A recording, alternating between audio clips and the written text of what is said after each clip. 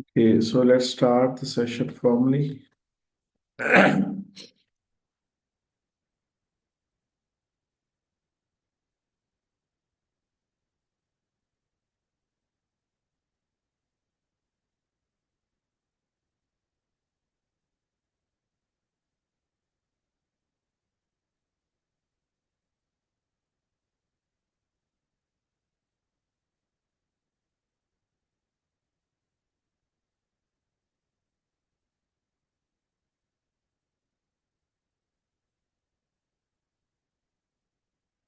Okay, first introduction to the speaker,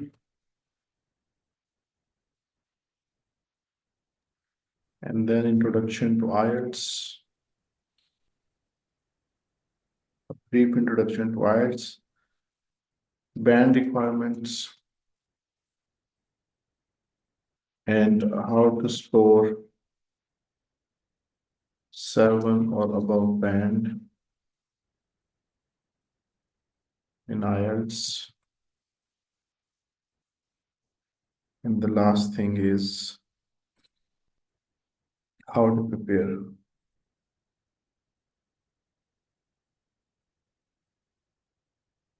for boards outline.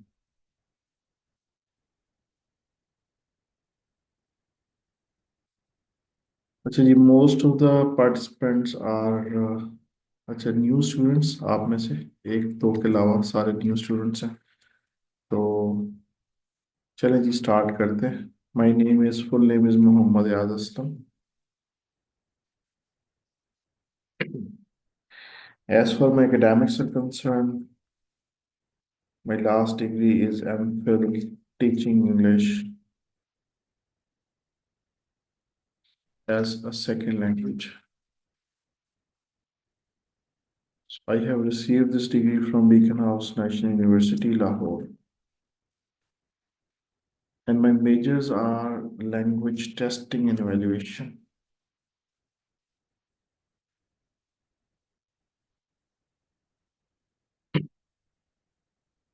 I've been teaching to IELTS students since last 13 years.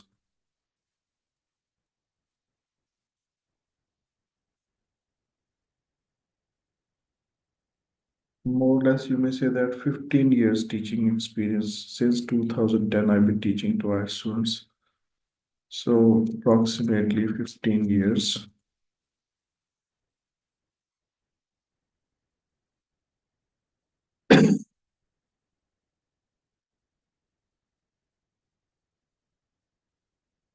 Other than this, I rendered my services at different universities. I taught in US, University of Veterinary Sciences, Superior University, and Rifa International University. So this is something, a brief introduction of mine. One more thing I want to mention here that I did BS honors in IT before doing MA English Linguistics and Literature and Master's MPhil in Teaching English as Second Language. So this is something I did back in 2007. Okay, now let's come back on our introduction, IELTS introduction. Basically, what is IELTS? During the session, I will be bilingual. Sometimes I will use Urdu and English language both, and sometimes only English. So let me tell you that its correct pronunciation is IELTS. This is what how testing body pronouncing this word IELTS. IELTS is basically it is a scale. It is an instrument. It is a test. So by the way, what is instrument? For example, we have thermometer. It tells us body temperature. We have weigh machine. So actually, it is a kind of instrument which tells that what is your language proficiency. When we talk about languages, then you need to remember that there are four major components: reading and writing, listening and speaking. All rich languages, all developed languages have these four aspects, four modes, four modules, whatever you can say: reading, writing, listening, and speaking. So before designing the assessment, basically this is an instrument. It tells you that where you stand in reading and where you stand in writing, listening, and speaking.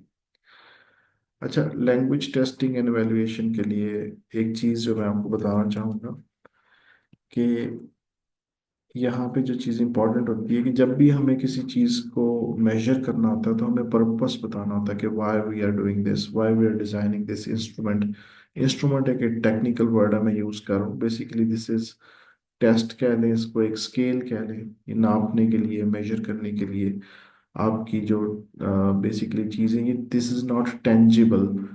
ये जो आपकी skills होती है ना, जैसे reading है, writing, listening, speaking, इसके अलावा ये एब्स्ट्रैक्ट चीज़ें हैं और ये टेंजिबल नहीं होती। तो इसके पीछे एक थ्योरेटिकल पर्सपेक्टिव होता है, फ्रेमवर्क होता है, उसके ऊपर पूरी इसकी बिल्डिंग क्रिएट हुई होती है। तो रीडिंग, राइटिंग, लिसनिंग, स्पीकिंग की कोई ऑपरेशनल डेफिनेशन होगी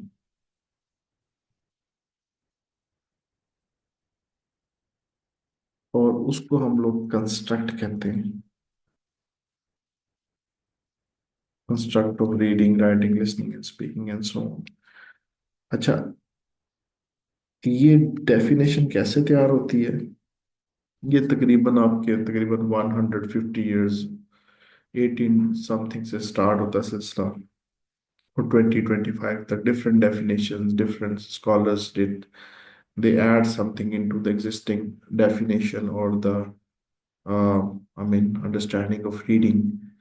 तो मैंने जब रिसर्च की थी आइल्स के ऊपर, तो कैम्ब्रिज यूनिवर्सिटी में मैंने एक क्वेश्चन, मेरे उस्ताद ने कहा, टीचर ने, कि आप ये पता करके आएंगे what is the construct of reading.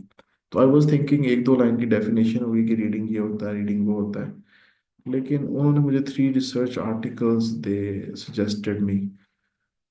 तो एक लंबी कहानी है, वो कैसे मेरे पास आए, यूएसए से मंगवाए उस टाइम पे, तो बड़ी मुश्किल था चीज़ें मंगवाना। बट हाँ, उनको जब स्टडी किया तो पता लगा कि एक टेबल है, एक बहुत बड़ा, डिफरेंट किस्म की डायग्राम्स हैं, उसके अंदर से बताया कि जी आपका ब्रेन कैसे फंक्शन कर रहा है, आपकी लैंग्वेज कैसे कर रही है। लेकिन मैं सिंपल वर्ड्स में आपको सब ये बताता हूँ कि किस तरह होता है और इसका पर्पस क्या है, डिस्कस क्यों हम कर रहे हैं, ये भी मैं बताता हूँ। रीडिंग जो है ना, रीडिंग, इसको यूं समझें, reading means the understanding of vocabulary, right? Reading means the understanding of grammar. अच्छा जी, reading means understanding of paragraphs. So reading means your understanding of the intended meaning of the writer.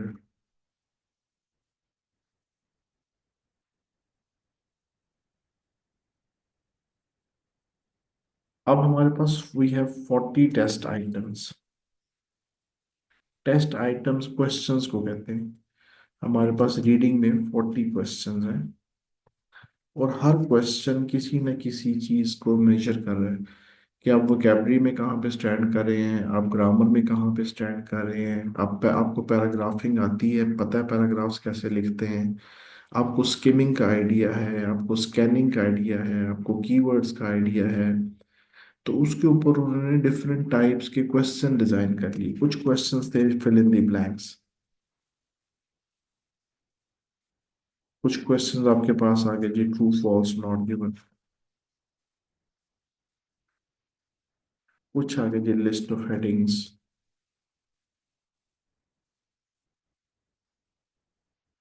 अब ये जो fill in the blanks थी, ये आपकी vocabulary check कर रही थे, ये वाले क्वेश्चंस।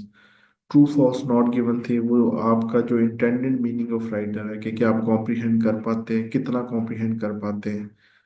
और उसके बाद लिस्ट ऑफ हेडिंग आपकी पैराग्राफिंग के अंडरस्टैंडिंग को चेक करने के लिए। कुछ क्वेश्चंस की टाइप्स हैं जो मैं लिख रहा हूँ, जो रीडिंग में अब आप स्टडी करेंगे तो आपको आइडिया होगा।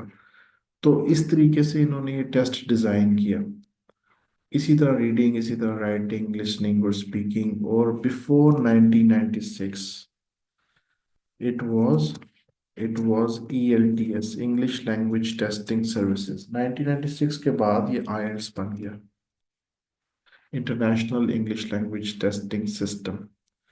अच्छा, इसमें थ्री स्टेक होल्डर्स हैं। Number one is IDP, second is British council, और थर्ड है जी कैम्ब्रिज यूनिवर्सिटी। कैम्ब्रिज यूनिवर्सिटी के अंदर एक उनका है, एक डिपार्टमेंट है, कैम्ब्रिज इंग्लिश लैंग्वेज सिंडिकेट। इसका काम है इस टेस्ट को डिजाइन करना। डिफरेंट पीएचडी डॉक्टर्स हैं, उनकी असिस्टेंट्स के लिए दूसरे स्कॉलर्स हैं, वो इसको डिजाइन करते हैं। उनका प्योर पर्पस एकेडमिक है, इसकी वैलिडिटी देखना, इसकी क्रेडिबिलिटी देखना, इसकी रिलायबिलिटी को चेक करना इंस्ट्रूमेंट की, कि क्या ये इंस्ट्रूमेंट डिफरेंट रीजन्स के अंदर हम लोग अगर हम अप्लाई करते हैं तो क्या अच्छे रिजल्ट्स देता है। रिलायबिलिटी को थोड़ा सा आप लोग जानते हैं, आप में से कुछ यूनिवर्सिटीज में भी पढ़ा रहे हैं। रिलायबिलिटी की होती है कि एक टेस्ट आपको दिया जाए, दोबारा फिर टेस्ट दिया जाए तो स्कोर आपका सेम होना चाहिए। इसे यूं समझें कि भी आपने थर्मामीटर यूज किया है, बॉडी टेम्परेचर 100 डिग्री सेल्सियस था, 100 डिग्री फ़ारेनहाइट था। तो थोड़ी देर बाद दोबारा आपने बॉडी टेम्परेचर देखा तो फिर वो 100 डिग्री फ़ारेनहाइट ही था। लेकिन अगर आप एक थर्मामीटर यूज करते हैं जो कभी 99 बताता है, कभी 100 बताता है, कभी 101 बताता है, कभी 102 बताता है, विद इन 2 3 4 मिनट्स या 5 मिनट्स डिफरेंट रीडिंग्स आपके पास आ जाती हैं, तो फिर what you will say that this instrument is no more reliable. ये थर्मामीटर ही खराब है। अगर आप आइल्स का टेस्ट देते हैं, कभी आपके 6 बैंड आ जाएं, कभी 7 बैंड आ जाएं, टेस्ट चेंज हुआ 5.5 बैंड आ जाएं, फिर चेंज हुआ फिर 6.5 बैंड आ जाएं, तो इसका मतलब है कि इंस्ट्रूमेंट रिलायबल नहीं है, वो स्केल सही तरह नहीं कर रहा। तो आप एक दफ़ा टेस्ट दे दें रीडिंग का या राइटिंग लिसनिंग स्पीकिंग का, आइल्स का टेस्ट दे दें, if you get 7 band in it, और आपने तैयारी करके टेस्ट दिया है और 6 बैंड इन इट, तो फिर आप बेशक 10 दफ़ा भी पेपर दें तो आप 6 से नीचे नहीं जाएंगे और 6 से ऊपर भी नहीं जाएंगे, unless you will prepare, you will try to improve, right? You will work more on your vocabulary, work more on the grammar. So this is how you will see that once there must be some extraneous variables, कोई ऐसा काम आपने करना है, कोई fluency पे काम करना है, अपने ग्रे एरियाज को ड्रेस करना है, फिर आप ये देखेंगे कि with the passage of time you will improve. ठीक है, तो इस तरीके से होगा। अगर आप ये कहेंगे जी डायरेक्टली आप कुछ भी ना करें और कुछ टाइम के बाद स्कोर आपका इम्प्रूव हो जाए, चलें लेट्स सपोज आप किसी अच्छी ऑर्गेनाइजेशन में हैं जहाँ पे अंग्रेजी बोली जाती है, तो हो सकता है फ्लुएंसी में कुछ इम्प्रूवमेंट आ जाए, आपको कोई ना कोई एक्सपोजर मिला तो, लेकिन वो सिग्निफिकेंट नहीं होगा जब तक आप एकेडमिकली उसको इम्प्रूव नहीं करेंगे। जहाँ पे खड़े हैं इस चीज़ को रिलायबिलिटी कहते हैं। और ये खूबसूरती है आइल्स की कि जितनी दफ़ा भी टेस्ट देते हैं आपके स्कोर में इजाफा नहीं होता। 5 साल बाद दे दें, 2 साल बाद दे दें, थोड़ा सा शायद हो जाए, वो भी किसी आपने ऑर्गेनाइजेशन को ज्वाइन कर लिया, कोई ऐसी एक्टिविटीज ऐसी की जहाँ पे लैंग्वेज को लर्न करना पड़ा, otherwise generally speaking you don't see any improvement or substantial improvement in your band score within a month, 2 3 even years, right? और ये भी नहीं होता कि 10 साल पहले आपने पढ़ा था अंग्रेजी तो अब आप भूल गए हैं, पहले आपको ज्यादा अच्छी आती थी अब नहीं आती। अंग्रेजी एक दफा आ जाए तो फिर जाती कहीं नहीं है ये। जैसे आपको साइकिल चलानी आ जाए तो 10 साल बाद भी आपको साइकिल चलानी भूलती नहीं है, 20 साल बाद भी नहीं भूलती, 40 साल बाद भी नहीं भूलती, चला लेते हैं। तो इसी तरह स्विमिंग आपको आ जाए तो स्विमिंग भी कर लेते हैं। लैंग्वेज को हम लर्निंग नहीं कहते, लैंग्वेज को हम एक्विजिशन कहते हैं। लैंग्वेज बेसिकली,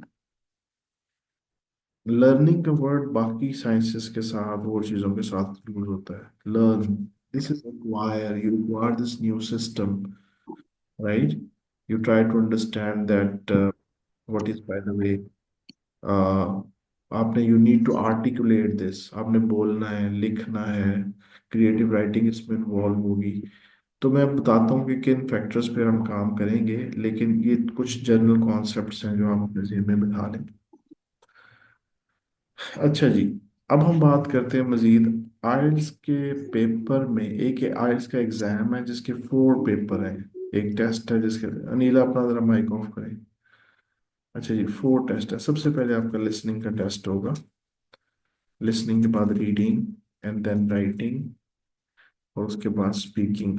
इसके दो modes of delivery, one is paper based, paper delivered test, second is computer delivered test.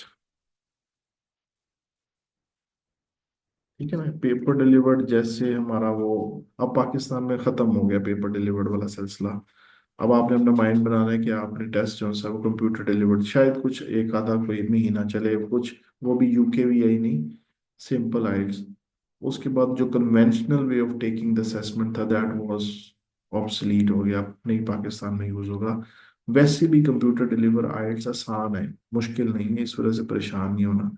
तो ये मोड्स ऑफ असेसमेंट है। अच्छा, इसकी टाइप्स क्या है? IELTS academic, IELTS GT.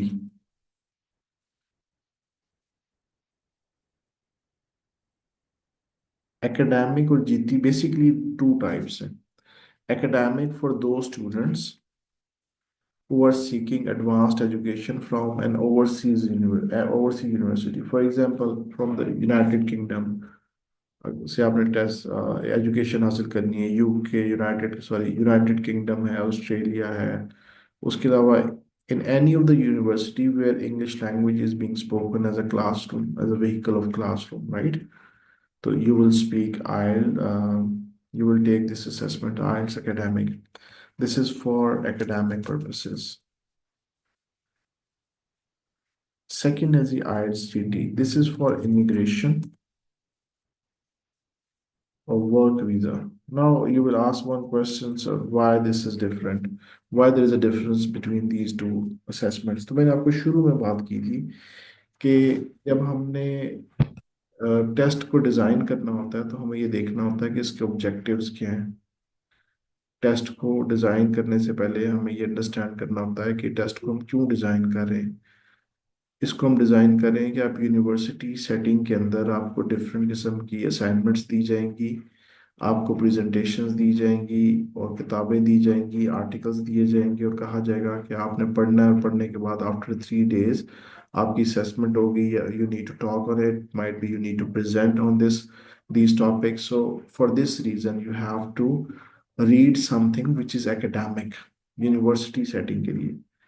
लेकिन अगर हम बात करें इमिग्रेशन के लिए, तो आप बिजनेस पर्सन हैं, तो फिर अब आपको रेलवे लाइंस, रेलवेज में जाएंगे, वहाँ पे टाइम टेबल्स देखेंगे ट्रेन्स के, जॉब्स को हंट करेंगे, बिजनेस अपॉर्चुनिटीज को देखेंगे, मेडिकल हेल्थ के बारे में इंफॉर्मेशन चाहिए वो देखेंगे। तो पर्पस दोनों का इंटायरली डिफरेंट है, इसलिए टेस्ट भी डिफरेंट है। इसलिए चूंकि उनके लर्निंग आउटकम्स डिफरेंट थे, ऑब्जेक्टिव्स डिफरेंट थे, तो फिर जो टेस्ट डिज़ाइन है वो भी डिफरेंट था। इसी तरह लिसनिंग है वो सेम है, स्पीकिंग है वो सेम है, राइटिंग के अंदर जो आपका क्वेश्चन नंबर 1 है वो डिफरेंट है, क्वेश्चन नंबर 2 ऐसे है लेकिन बेसिकली डिफरेंट ऐसे आता है। तो बेसिकली अगर हम जीटी और एकेडमिक आइट्स की बात करें तो डिफरेंस कहाँ पे आता है? Listening no difference, same test दे रहे होते हैं सारे। Speaking no difference.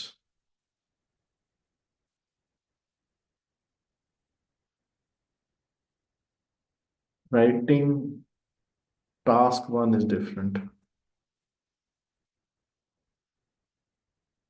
और रीडिंग सारा टेस्ट ही डिफरेंट होता है, जीटी का एंटायरली डिफरेंट होता है और एकेडमिक का डिफरेंट होता है।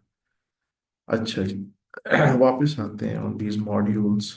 सॉरी, इसके अंदर दो चीज़ें और आपने जेहन में रखनी है। One is IELTS academic simple, simple IELTS academic,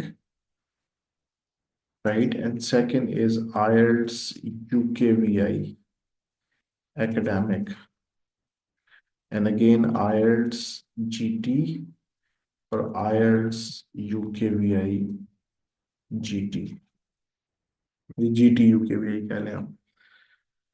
अच्छा, so basically what is the difference? अब अगर आपने यूके स्टडी करने के लिए जाना है तो आपसे वो कहेंगे जी यूकेवीआई टेस्ट दें। Technically speaking there isn't any difference between these two assessments, academic और एकेडमिक यूकेवीआई में कोई फर्क नहीं होता। आप पेपर में बैठे हैं, आपके साथ यूके वाला स्टूडेंट बैठा हुआ है, दोनों का एसे भी सेम है, दोनों की रीडिंग भी सेम है, दोनों की लिसनिंग भी सेम है, टास्क 1 भी सेम, टास्क 2 भी सेम, कोई डिफरेंस नहीं है। तो क्वेश्चन क्या होता है फिर जी, यूके वाले कहते हैं जी आप यूके भी यही दें। कोई टेक्निकल रीजंस हो सकती हैं, कोई एडमिनिस्ट्रेटिव रीजन हो सकती हैं, कोई दो चार शायद कैमरे ज़्यादा लगा दिए जाएं, उसकी कोई मार्किंग ज़्यादा सख्त हो थोड़ा सा, इसके अलावा कोई डिफरेंस नहीं है। दुनिया में यूके के अलावा कहीं पे भी आप आइल्स एकेडमिक लें वो आपका चल जाएगा। यूके वाले कहेंगे कि जी आपको यूके भी एकेडमिक देना है। और जो मेरी अभी तक की इंफॉर्मेशन है उसमें ये है कि अगर यूके भी एकेडमिक आपने दिया हुआ है तो आप दुनिया के किसी मुल्क भी किसी यूनिवर्सिटी में इसको दे के इसके रिजल्ट को चला सकते हैं। इसी तरह यूके इमिग्रेशन करने के लिए आप चाह रहे हैं, यूके की इमिग्रेशन चाहिए, then you will take IELTS UK V I G T. Otherwise for Canadian immigration, for Australian immigration और for work visa in any of the country of the world, if you want to take, if they are asking some kind of assessment, तो फिर आपने आइल्स GT simple वाला उनको दिखा देना है। ठीक है। तो मैंने दो बातें की, मोड्स हमारे पास दो थे, अब एक ही रह गया, कंप्यूटर डिलीवर्ड। और इसमें जो दो तरह के टेस्ट हैं, एक एकेडमिक है और दूसरा जीटी है। यूके वीआई सिर्फ यूके के लिए, लेकिन टेस्ट में डिफरेंस कोई नहीं है। एकेडमिक यूके वीआई और सिंपल यूके वीआई सेम है, जीटी और जीटी यूके वीआई भी सेम है। लेकिन वैसे दोनों में दो मॉड्यूल्स के अंदर डिफरेंस है, बाकी दो मॉड्यूल्स बिल्कुल सेम है। हम आपको दोनों की तैयारी करवा देंगे। जब आप तैयारी करेंगे, चाहे आप पेपर एकेडमिक का दे दें, यूकेवीआई का दे दें, दोनों की तैयारी आपकी कंप्लीट हो जाएगी। या जीटी का दे दें, कोई भी दे दें, कोई प्रॉब्लम नहीं होगी। After the completion of this course you can take this test. Okay, this is a brief introduction of IELTS. Now let's talk about band requirement और हाउ टू स्कोर 7 बैंड, इसकी हम बाद में बात करते हैं। बैंड रिक्वायरमेंट क्या है जी? आप अप्लाई करें इमिग्रेशन के लिए, अभी पहले बात करते हैं इमिग्रेशन के लिए या वर्क वीज़ा के लिए, ठीक है। Canadian immigration first is 8.5, 8.5, 7.5, 7.5। This is called CLB 10। ये उनका क्राइटेरिया है कि अगर आप स्कोर लिसनिंग में और रीडिंग में 8.5, 8.5 जीटी टेस्ट में कर लेते हैं, इमिग्रेशन की जब हम बात करेंगे तो आइट्स जीटी जेन में रखना है, और 7.5 राइटिंग और 7.5 स्पीकिंग में, तो योर जो score will be, this will be called CLB 10। और इसके बहुत ज़्यादा आपको स्कोर मिलते हैं। मैं सिर्फ कनेडियन इमिग्रेशन की बात कर रहा हूँ। उसके बाद 8.0 एंड 7, 7, 7। लिसनिंग में 8, रीडिंग राइटिंग स्पीकिंग सब में 7, 7, 7 चाहिए। अगर आप ये स्कोर कर लेते हैं तो दिस इज कॉल्ड CLB 9।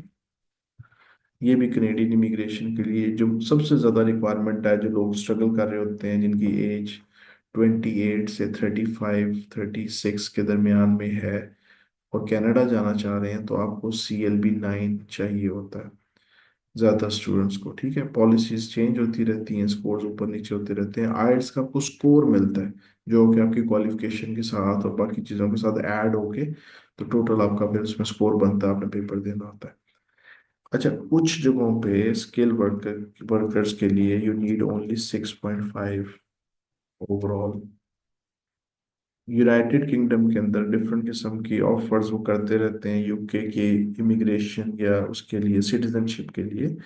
तो वहाँ पे आपको यू नीड 5.5, बिजनेस क्लास के लिए 5.5 भी आपको ज़रूरत, पहले मांग स्टूडेंट्स चाहते थे कि जी if they get 5.5 overall band score, at least 5 in each module का मतलब है रीडिंग राइटिंग लिसनिंग स्पीकिंग, किसी में भी 5 से कम ना हो, तो फिर आपने ये बोला बेसिकली आपको वीज़ा मिल जाया करता था, उसकी इमिग्रेशन हो जाती थी यूके की।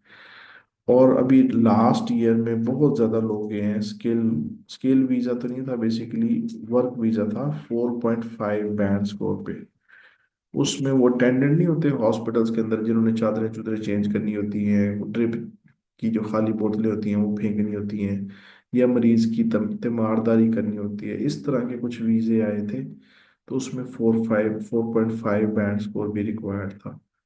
ठीक है ना, इससे नीचे नहीं। ये सारी रिक्वायरमेंट्स किसकी हैं? आपकी इमिग्रेशन के लिए, या आप वर्क वीज़ा चाहिए, आप बाहर जाते हैं पाकिस्तान से किसी भी दूसरे कंट्री में, यूरोपियन कंट्री में, या कनाडा में, या फिर आप ऑस्ट्रेलिया में या यूनाइटेड किंगडम के अंदर, तो this is your band requirement. Now let's talk about academic IELTS, academic band requirements. सबसे ज्यादा स्कोर चाहिए होता है 8 इन ईच मॉड्यूल। इसको अगर आप टीचर हैं और आप ऑस्ट्रेलिया में पढ़ाना चाह रहे हैं, कनाडा में पढ़ाना चाह रहे हैं, तो आपके 8 इन ईच मॉड्यूल होने चाहिए। बहुत रेयर होती है, प्रोफेसर्स हैं, पीएचडी डॉक्टर्स हैं, आपको बाहर जाके पढ़ाना है उनकी यूनिवर्सिटीज़ के अंदर, उनके स्कूल्स के अंदर। यूनिवर्सिटी में शायद थोड़े से कम चल जाए, लेकिन स्कूल लेवल पे आपको 8 इन ईच मॉड्यूल चाहिए। अच्छा, ये पढ़ाने के लिए मैं बात कर रहा हूँ। अच्छा, दूसरा ये कि एडमिशन के लिए कितना चाहिए? 7.5 overall and 7 in each module. अब अगर आप बाहर जाना चाह रहे हैं और आपको 7.5 ओवरऑल और 7 ईच ये स्कोर चाहिए आपको, यानी कि रीडिंग, राइटिंग, लिसनिंग, स्पीकिंग में किसी में भी 6.5 ना हो, 7 हो, 7 से ऊपर ऊपर। ये किसको चाहिए? डॉक्टर्स को चाहिए, जिन्होंने जैसे यूके में प्लैब करने के लिए जाना है, तो उन्हें चाहिए। इसके बाद रिक्वायरमेंट है जी 7.0 ईच मॉड्यूल। अब 7.0 ईच मॉड्यूल ये किन स्टूडेंट्स को चाहिए? ये उन्हें चाहिए कि जिन लोगों ने पाकिस्तान से बाहर जाके ऑक्सफोर्ड, कैम्ब्रिज में वर्ल्ड्स की टॉप रैंक्ड यूनिवर्सिटीज के अंदर आपको एडमिशन चाहिए। तो फिर वो कहते हैं कि किसी सूरत में आपका 6.5 नहीं होना चाहिए, 7 ईच होना चाहिए। जैसे ऑक्सफोर्ड यूनिवर्सिटी है, तो वहाँ पे आपको 7 ईच रिक्वायर्ड है, रीडिंग, राइटिंग, लिसनिंग, स्पीकिंग के अंदर, नॉट लेस देन 7। 6.5 किसी एक में आ जाए, बेशक आपका 8.5 भी बन जाए ओवरऑल, मैं वैसे एग्जांपल दे रहा हूँ, ये 8 भी बन जाए, अगर किसी भी मॉड्यूल में 6.5 आ जाएगा, तो वर्ल्ड्स टॉप रैंक्ड यूनिवर्सिटीज आपको एडमिशन नहीं देंगी। उसके बाद हम बात करते हैं 6.5 बैंड की। ये काफ़ी ज़्यादा रिक्वायर्ड बैंड होता है। अगर आपका ये बैंड आ जाता है, तो फिर you will get admission, you may say that more than 90% universities. 90% universities जो सी हैं वो आपको एडमिशन दे देती हैं अगर आपका 6.5 बैंड आता है। लेकिन उनकी कंडीशन होती है कि सम यूनिवर्सिटीज कहती हैं कि जी आपका 6 से कम नहीं होना चाहिए किसी में भी, 5.5 होगा तो हम आपको एडमिशन नहीं देंगे। उसके बाद मजीद लोअर कैटेगरी आ जाती है, वहां पे 6.0 ओवरऑल एंड 5.5 भी चल जाता है। याद रखें, जितना अच्छा स्कोर आएगा आपके पास अपॉर्चुनिटीज बढ़ जाएंगी, इमिग्रेशन की भी बढ़ जाएंगी, और उसके बाद आपके पास स्टूडेंट वीज़ा के लिए अच्छी से अच्छी यूनिवर्सिटीज़ में आप अप्लाई कर सकते हैं। स्टूडेंट्स को तो मैं ये रिकमेंड करूँगा कि कंसल्टेंट्स की बजाय आपने खुद से डिसाइड करना है कि आप अगर एकेडमिकली आगे जाना चाह रहे हैं ना, कुछ लोग तो पैसा कमाने के लिए जाना चाह रहे होते हैं, लेकिन कुछ लोग आगे स्टडी पर्पसेस पे जाना चाह रहे होते हैं, तो यूनिवर्सिटी स्कॉलरशिप्स वगैरह खुद अपनी पूरी रिसर्च वर्क करके, तो फिर बेशक आप किसी कंसल्टेंट की हेल्प ले लें, लेकिन खुद से काम करें। इससे नॉलेज में भी आपका इजाफा होगा, और इतना कोई मसला नहीं है, कर लेते हैं लोग। अच्छा, दिस इज बैंड रिक्वायरमेंट। या मैंने जीटी के भी आपको बता दिए और एकेडमिक की बैंड रिक्वायरमेंट बता दिए। बाकी ये हमारा सेशन जो सा रिकॉर्डिंग हो रही है, अगर कोई चीज़ समझ नहीं आएगी तो आपके साथ रिकॉर्डिंग शेयर कर दी जाएगी, आप बाद में उसको सुन सकते हैं। अब हम बात करते हैं 7 बैंड आइल्स की। अच्छा जी, अगर आपको 7 बैंड चाहिए, 7 इतने अच्छे नहीं होते बैंड्स, मतलब ठीक है, अच्छे बैंड जो है ना वो 8, 8.5 और 9। सबसे पहले तो मैं ये बता दूं कि ये पॉसिबिलिटी है, ये कोई फिक्टिशियस किस्म के, या जिसे कहते हैं ना अनरियलिस्टिक किस्म के बैंड स्कोर नहीं है। ये देखें, ऑलरेडी काफ़ी स्टूडेंट्स के 8, 8, 9 इन बैंड्स भी आ चुके हैं डिफरेंट मॉड्यूल्स में, तो आपके भी आ सकते हैं, कोई इतना मसला नहीं है। ठीक है, तो कहने का मकसद ये है कि ये डूएबल है, This is not something which is, we can say that imaginary, in your imagination you will score 8 band or 8.59, ये मुमकिन नहीं। बैंड्स के बारे में थोड़ी सी मैं और बात भी आपको बताऊंगा। वो बैंड नहीं कोई चीज, इंटरनेशनली बैंड का किसी को नहीं पता। तो किस चीज का पता है यहाँ पे जी? CEFR लेवल्स होते हैं। ये क्या होते हैं? A1 A2, B1 B2, C1 और C2, ये हमारे पास लेवल्स हैं। अब यूनिवर्सिटीज कहती हैं हमें C1 लेवल चाहिए। C1 लेवल है जी 7 बैंड आइट्स के अंदर। पीटी एकेडमिक्स वालों ने कहा है कि जी ये जो बैंड है ना, ये है आपका बनता 67 के ऊपर बनता है। अगर आप हमारे 90 में से 67 स्कोर कर लेंगे तो हम, हमारा जो टेस्ट है या आपका जो रिजल्ट है वो ये बताएगा कि आप C1 कैटेगरी में हैं। ठीक है ना? इसी तरीके से B1 B2, जो 6.5 बैंड है वो B2 कैटेगरी का है, 6.5 बैंड। इसी तरह और जो आपका जो है टॉफल है, ये सारे टूल्स हैं, ये सारे स्केल्स हैं। हर स्केल आपकी लैंग्वेज प्रोफिशिएंसी बता रहा होता है। रिलायबिलिटी, इसकी जो क्रेडिबिलिटी है वो सबसे ज़्यादा आइल्स की है। पूरी दुनिया में आइल्स चलता है। हत्ता कि जो आपकी टेस्टिंग बॉडीज है ना, सॉरी आपकी एम्बेसीज हैं, वो भी आइल्स वालों को ज़्यादा एक्नॉलेज भी करती हैं और उनको ज़्यादा प्रेफर करती हैं। पीटी का एक स्टूडेंट चला गया, एक आइल्स का चला गया, वो कहेंगे तो कुछ नहीं, लेकिन ये कि आइल्स वाले के लिए आसानी है, उनके लिए क्रेडिबिलिटी की वजह से। ये अलग बात है क्या क्रेडिबिलिटी है, कि इनकी डिज़ाइन डिफरेंट होता है, इनका पीछे थ्योरेटिकल पर्सपेक्टिव डिफरेंट होता है। करोड़ों रुपए की रिसर्च तो आइल्स पे हो चुकी। 96 से लेकर अब तक बहुत मेच्योर हो गई असेसमेंट। और अब तक पता नहीं कितनी यूनिवर्सिटीज़ में हज़ारों, तकरीबन 2015 के अंदर when I was doing research on it, तो उसमें more than 2.2 million people they have taken this assessment only in 1 year. यानी 22 लाख लोग दुनिया में ऐसे थे जिन्होंने सिर्फ 2015 में टेस्ट दिया था। और उसके बाद ये रेशियो बढ़ती गई, अब माइट बी 3 मिलियन हो गए हों, कोई 30 लाख या 40 लाख के करीब हो गए हों। काफी 10 साल ऊपर हो गए हैं। इस बात वो मिल जाएगा डाटा अगर आप लेना चाहें उसमें से। तो आपका जो लेवल है ना वो इसके अकॉर्डिंगली होगा, A1 A2 B1 B2 C1 C2। और आपके रिजल्ट के ऊपर भी लिखा हुआ आ जाता है, शायद मैं दिखा सकूँ आपको यहाँ पे। ये देखेंगे C1 कैटेगरी लिखा हुआ है, CFR लेवल, ये मेरी वेबसाइट पे है, देखें छोटा सा। इसके एंड में ना C1 कैटेगरी लिखा हुआ है। इसी तरह हर टेस्ट के आगे ये भी C1 कैटेगरी का है, ये भी C1 कैटेगरी का है। ये सारे C1 कैटेगरी के हैं। C2 कैटेगरी के भी रिजल्ट्स हैं, वो सारे हमने ऊपर पब्लिश नहीं किए हुए। कुछ रिजल्ट हमारे पास 8 ईच बैंड के भी हैं। तो कहने का मकसद ये है कि इस तरीके से ये जो CFR लेवल्स है इसके ऊपर आपको एडमिशन वगैरह मिलते हैं। तो अब हम बात करते हैं कि स्कोर कैसे करना है और आपने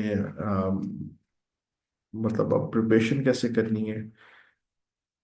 ये मैं हर ओरिएंटेशन सेशन में एक बात बताता हूँ, तो एक ट्रायंगल है उसको आप अंडरस्टैंड करें फिर हम आगे चलते हैं।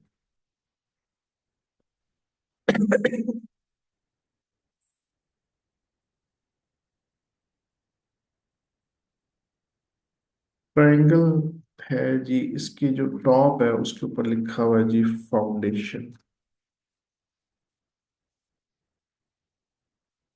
इसका जो एक बॉटम है यहाँ पे लिखा हुआ है जी प्रैक्टिस। जो सेकंड बॉटम है वहां पे लिखे हुए हैं जी टिप्स।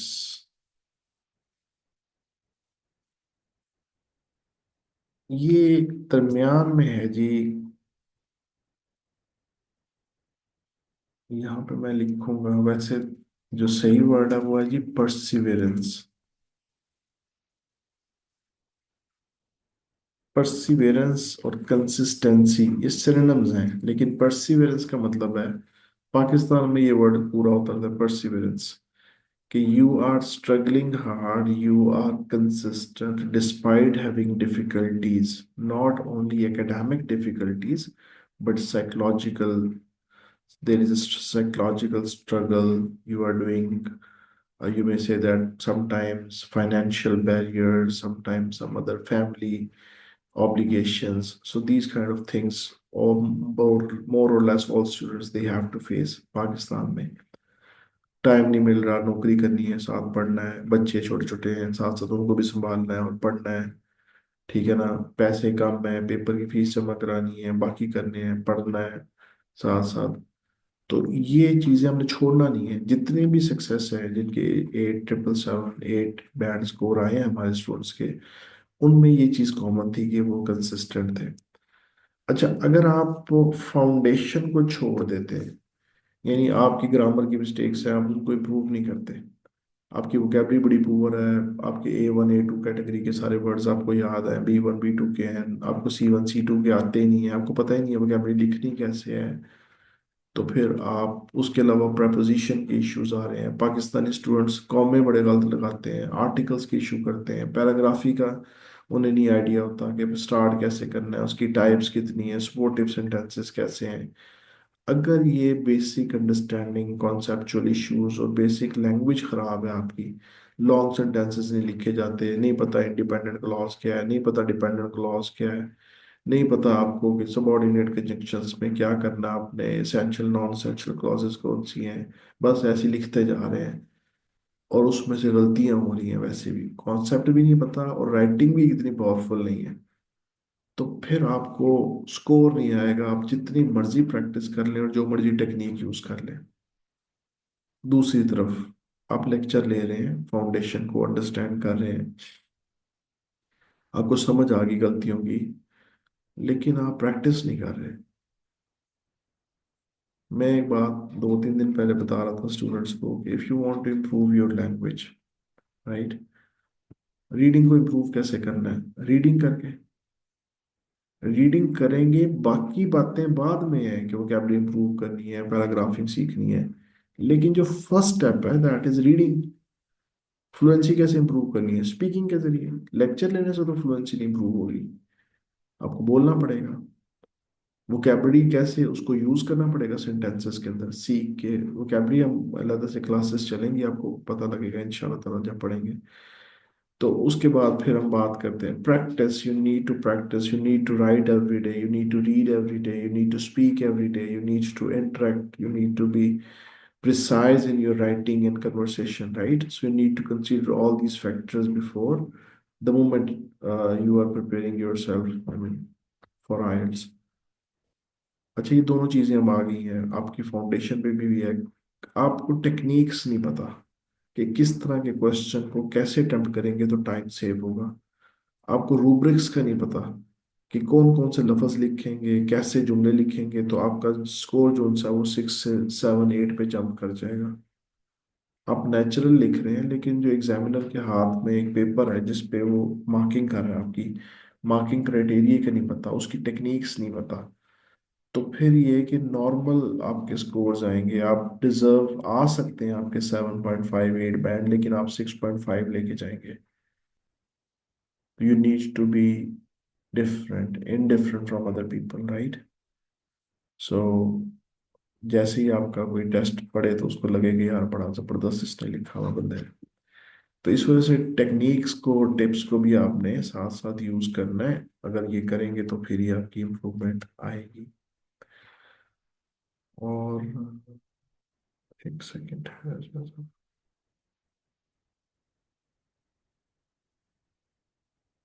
अच्छा, अब हम बात करते हैं कि कोर्स आउटलाइन क्या है और हमें तैयारी कैसे करनी है. ठीक है. अच्छा जी, रीडिंग में क्या करेंगे आप, राइटिंग में क्या करेंगे, लिसनिंग में क्या करेंगे और स्पीकिंग में क्या करेंगे. ये हमारे पास 4 क्राइटेरिया.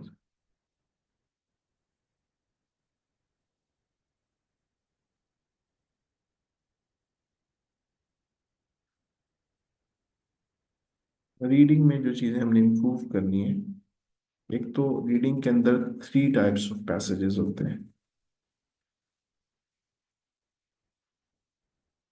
इसके अंदर 3 सेक्शंस होते हैं. Each section contain 13 और 14 questions. Total number of questions होते हैं 40 के करीब। अच्छा, जो डिफरेंट टाइप्स ऑफ हैं, इसमें आपको सोशल साइंसेस के पैराग्राफ्स दिए जाएंगे, पैसेजेस दिए जाएंगे। सोशल साइंस क्या होता है? Arts, psychology, languages, humanities. इसमें आपको प्योर साइंसेस के दिए जाएंगे, जैसे फिजिक्स है, उससे मतलब कोई बायोग्राफीज है साइंटिस्ट की, कोई डिफरेंट, कोई केमिकल प्रोसेस हो रहा है, कोई कोई बेसिकली डैम बन रहा है, उससे मुतलिक कोई आर्टिकल्स हो सकते हैं, या कोई इस तरह के। इसमें आपको लाइफ साइंसेस से मुतलिक दिए जाएंगे, जिसमें डीएनए के ऊपर बात हो रही है, एग्रीकल्चर्स के ऊपर बात हो रही है, फॉर्म्स के ऊपर बातें हो रही हैं। इसके अंदर आपके बेसिकली ब्लड के डिफरेंट वेरिएंट्स हैं, उसके ऊपर बात हो रही है, जनरल स्पीशीज की बात हो रही है, हिस्ट्री ऑफ टॉर्टेज है, आर्ट इंटेलिजेंस है, कोई ना कोई आपके लिविंग ऑर्गेनिजम्स जो सी हैं उनके ऊपर डिफरेंट किस्म के पैसेजेस लिखे होते हैं। तो अगर तो आपको इन चीज़ों का पता नहीं है, जैसे अब आर्ट्स के बच्चों को ये नहीं पता कि डीएनए क्या है और ब्लड वेरिएंट्स क्या है, तो उनके लिए तो बिल्कुल मुश्किल हो जाएगा ना, बैकग्राउंड नहीं होगा। इसी तरह साइंसेज वाले might be they are struggling in languages, might be they are struggling in psychology, और उन्हें यहाँ पे प्रॉब्लम आएगी। तो आपने अपने आप को फेमिलियर करना है हर तरह के पैसेज से, और उसकी वोकेबलरी तैयार करनी है। तो रीडिंग के अंदर एक काम हम करेंगे, वोकेबलरी बिल्डिंग होगी।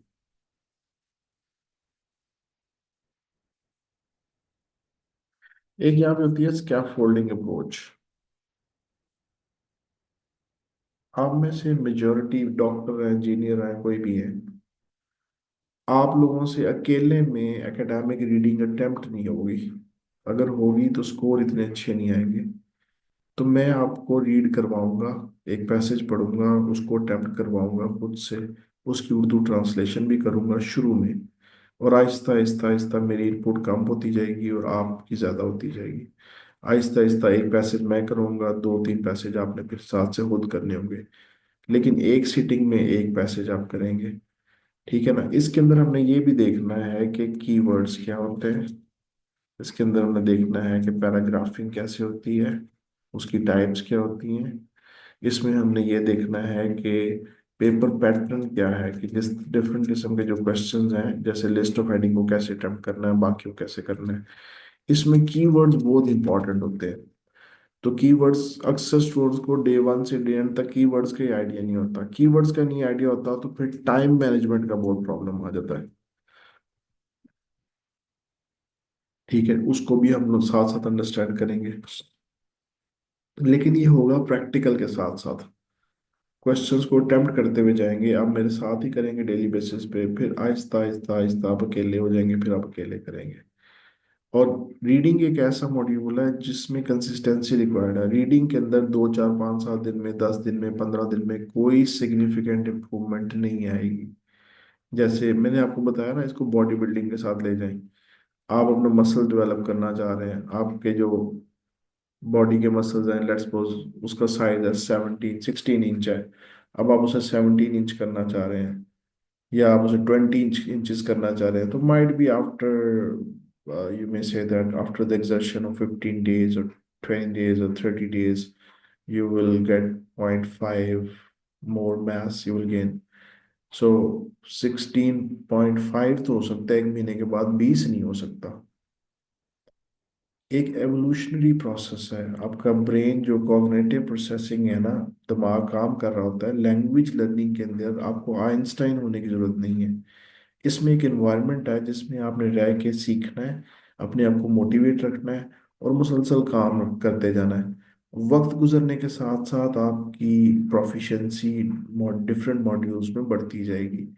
जैसे बॉडी बिल्डिंग के अंदर ये नहीं होता कि आपका एक बाजू का साइज छोटा है 16 और दूसरे का 25 है।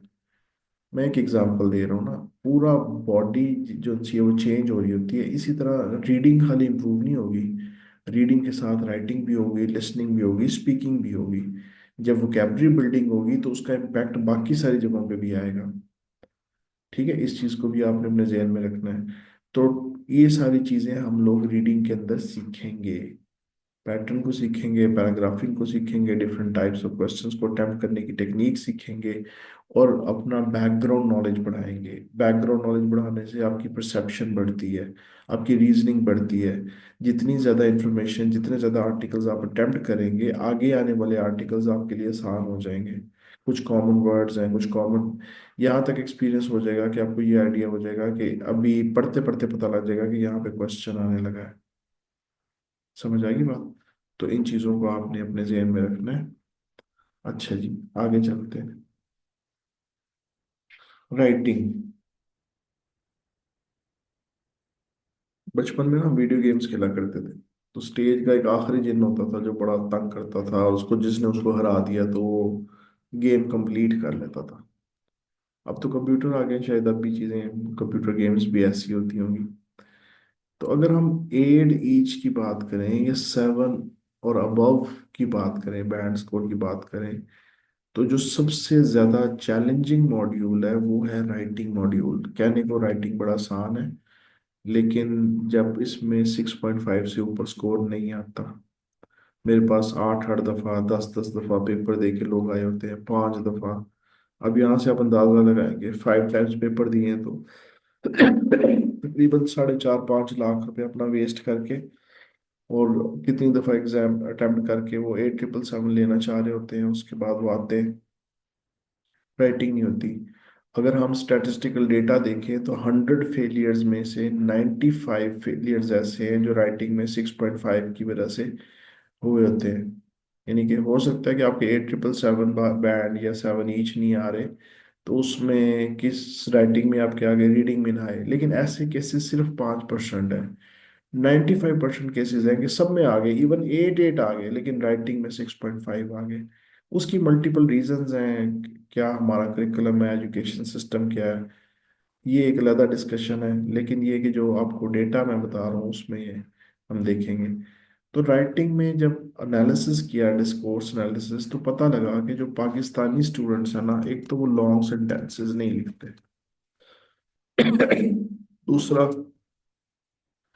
उनके कौमे अंदाजे से होते हैं, कॉन्फिडेंस के साथ। उन्हें नहीं पता होता कि यहाँ पे चूंकि कंपाउंड सेंटेंस है तो कॉमा लगाना है, ये ओपनिंग फ्रेज है, ये क्लोजिंग डिटेल है, कहीं पे लगा दिया, गलत लग गया, कहीं सही लग गया, बस एक तीर तुक्का चल रहा होता है। ये दूसरी बड़ी मिस्टेक है। पहली मिस्टेक तो लॉन्ग सेंटेंसेस नहीं होते, अगर जो लिखते हैं वो फिर कॉमे या प्रॉपर पंक्चुएशन नहीं यूज करते, जिसकी वजह से सेंटेंसेस रन ऑन सेंटेंस बन जाते हैं। बाज कौमें ऐसी हैं, अगर उनको हम ना मार्क करें तो आपका सेंटेंस ही गलत हो जाता है। जैसे कॉम्प्लेक्स सेंटेंस है, डिपेंडेंट के बाद इंडिपेंडेंट क्लॉज आती है, इफ से पहले बाद एक क्लॉज आई, लाजमी आपको करना पड़ेगा, ऑल दो के बाद आ गई, वो मैं पढ़ाऊंगा, आपको आइडिया हो जाएगा। कॉमे के बाद एक और चीज आती है, लॉन्ग सेंटेंस हो गया जी, कॉमा हो गया, आर्टिकल्स। आर्टिकल्स के इश्यूज भी बहुत ज्यादा है। ये ग्रामर की मैं बात करूं, हमारे स्टूडेंट्स स्टूडेंट्स के अंदर तो आर्टिकल नहीं पता, उन्हें उन्हें फ्रेजेस का नहीं पता। ठीक है, उसके बाद एक और प्रॉब्लम ये आती है कि राइटिंग के अंदर वोकेबलरी जो सी है, जो मोस्टली स्टूडेंट्स होते हैं उनकी होती है B2 कैटेगरी की, यानी A1 से स्टार्ट होती है और ये B2 कैटेगरी तक जाती है। आपकी जो वोकेबलरी है ना, वो C1 C2 कैटेगरी के वर्ड्स भी होने चाहिए, और काफ़ी तादाद में होने चाहिए आपके एसे के अंदर। और उसके अंदर अगर कोई वोकेबलरी याद करने की कोशिश करते हैं तो फिर कोलोकेशन इश्यूज आ जाते हैं, यानी कि उनकी आउट ऑफ कॉन्टेक्स्ट होना शुरू हो जाती है। अगर हम वो कॉन्टेक्स्ट में लिखने की कोशिश करें तो फिर प्रिसाइज राइटिंग नहीं होती। ये सारी चीज़ें रिक्वायर्ड होती हैं आपके 7 से ऊपर बैंड जाने के लिए। इनके लिए हमने एक कोर्स डिज़ाइन किया हुआ है जिसमें आप क्या पढ़ेंगे, पार्ट्स ऑफ स्पीच पढ़ेंगे। सबसे पहले आप ये अंडरस्टैंड करेंगे कि how to write different paragraphs.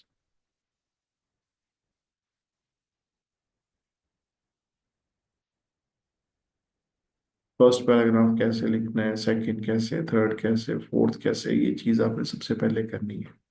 तो राइटिंग डिफरेंट पैराग्राफ्स ये हम पहले डिस्कस करेंगे, पार्ट्स ऑफ स्पीच को डिस्कस करेंगे, उसके बाद फ्रेजेस को डिस्कस करेंगे, फिर क्लॉजेस को डिस्कस करेंगे। क्लॉजेस के अंदर इंडिपेंडेंट क्लॉज, ठीक है, डिपेंडेंट क्लॉज, फिर उसके बाद एसेंशियल नॉन एसेंशियल। मेरे गुड गुड गुड गुड फिर हम भाई को मैंने अभी आपने ज्वाइन किया है।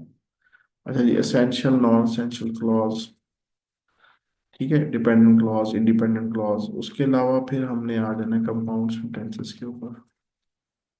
कंपाउंड सेंटेंसेस हैं, कॉम्प्लेक्स सेंटेंसेस हैं, कॉम्प्लेक्स स्ट्रक्चर है,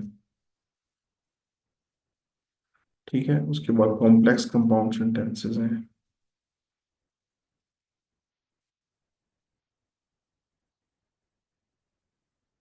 बेसिक स्ट्रक्चर को भी डिस्कस किया जाएगा, टेंस भी थोड़े से पढ़ाए जाएंगे, लेकिन मैं अज्यूम कर रहा हूँ कि मेरी क्लास में सारे ही स्टूडेंट्स मैट्रिक से ऊपर हैं, तो आपको 12 टेंस तो लाजमी आते होंगे। Present definite, continuous, perfect, future indefinite, active voice, passive voice, आपको अच्छी तरह अंडरस्टैंडिंग होगी इनकी। हम इससे आगे की बात करेंगे, लेकिन मैं जानता हूँ सारे स्टूडेंट्स को नहीं होती, तो इस वजह से ना बेसिक चीज़ों को भी मैं एड्रेस करूंगा साथ साथ। लेकिन इतना ज़्यादा मैं डिटेल में नहीं कर पाऊंगा, क्योंकि मुझे कोर्स भी ख़त्म करना है।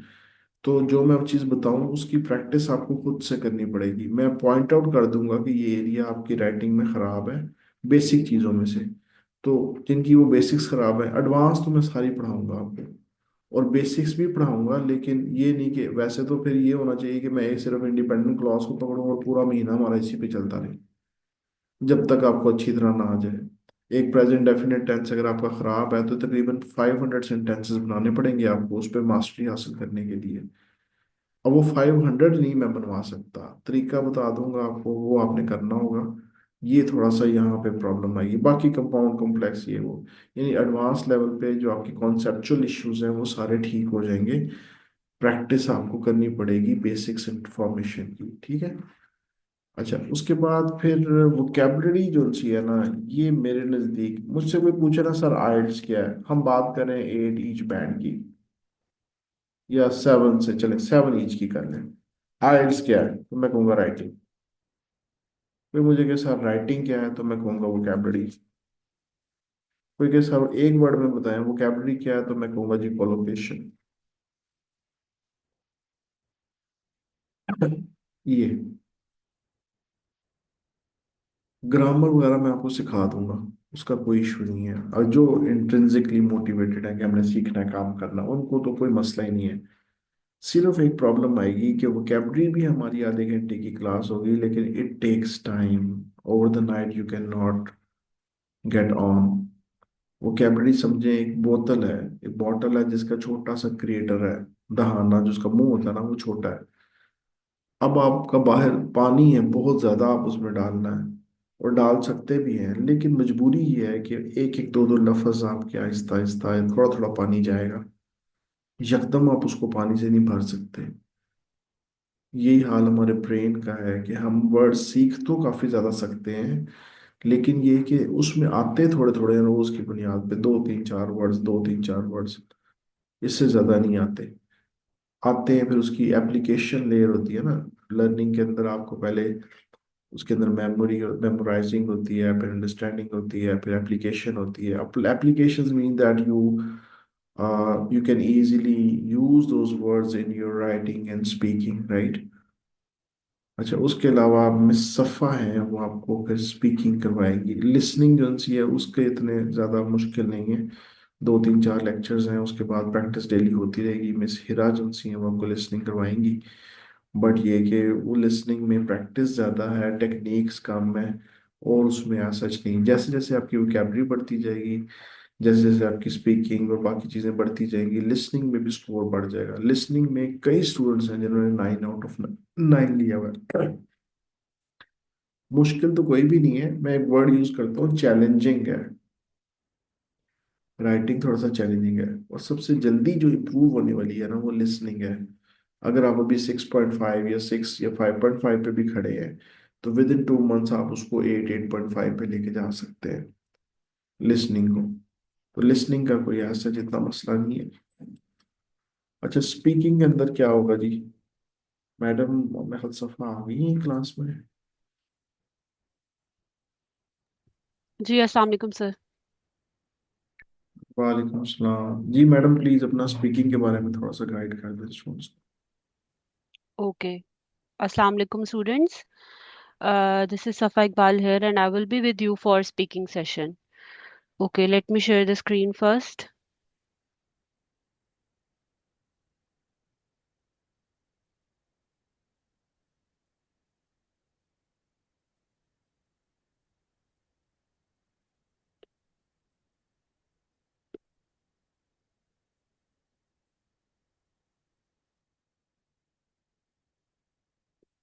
Okay. So for speaking specifically,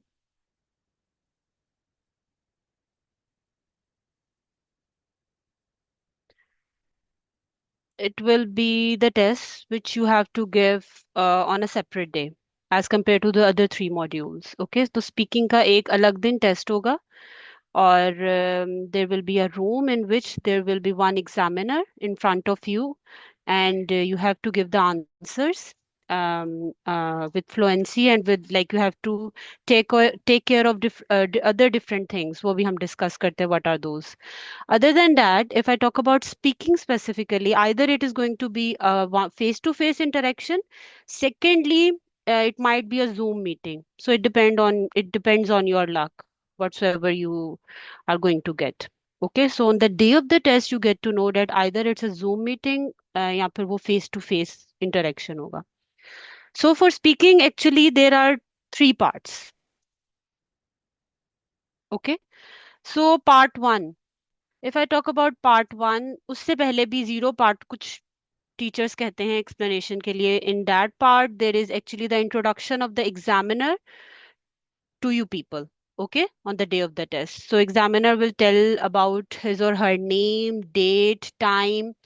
और एक छोटी सी उसके पास इक्विपमेंट होती है जिसमें वो रिकॉर्डिंग कर रहे होते हैं, वो आपको सब कुछ बताते हैं. Then examiner will ask about your introduction in 3 ways. Okay, so part one से पहले हम जरा इसको देख लेते हैं. आज मैं आपको लिटिल बिट इंट्रोडक्शन दूंगी अबाउट स्पीकिंग. देन फ्रॉम इंशाल्लाह Monday we will take a proper speaking session. Okay, so I will take almost like 10 to 15 minutes of yours.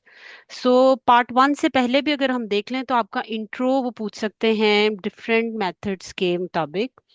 So we will discuss in our class at how the introduction would be. First one would be simple your name. What's your name?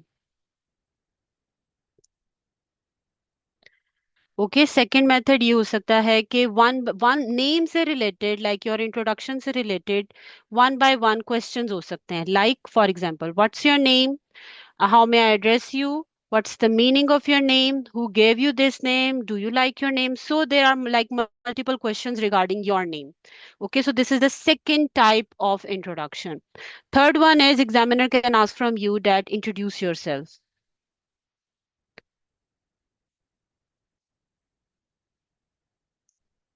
Okay, so it will be a like a mini myself essay. We will discuss in our lectures that how you are going to talk about yourself. Okay, so there are multiple things in this particular like answer of this question. We will discuss this question in our lectures. So a little bit मैंने आपको बताया कि introduction इन में से कोई तीन तरीकों से वो आपसे पूछ सकते हैं. Hope so that my word is visible to you people. Okay, अगर नहीं है तो काइंडली जरा मुझे बता दीजिएगा. So it is like part zero. Speaking का पार्ट जीरो है जिसमें कि वो अपना इंट्रोडक्शन बताएगा और आपसे आपका नाम पूछ सकता है या नाम से रिलेटेड डिटेल्स या आपके बारे में introduction. So coming to part one of speaking, it is about again yourself, your perspective about different spheres of life. Okay, so you have like questions are like specifically about your perspective, like आपके ideas, आपकी assumptions और आप किस different topics के बारे में किस तरह से सोचते हैं.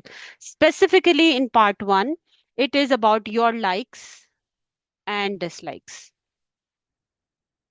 For example, do you like chocolates, do you like ice creams, what is your opinion about maps, different landscapes, then okay let's talk about weekends. अब वो आपसे पूछेंगे do you like weekends, okay why do you like weekends, और फिर उससे related different questions हो सकते हैं आपके बारे में। So I always say that part one is all about yourself, आपके बारे में।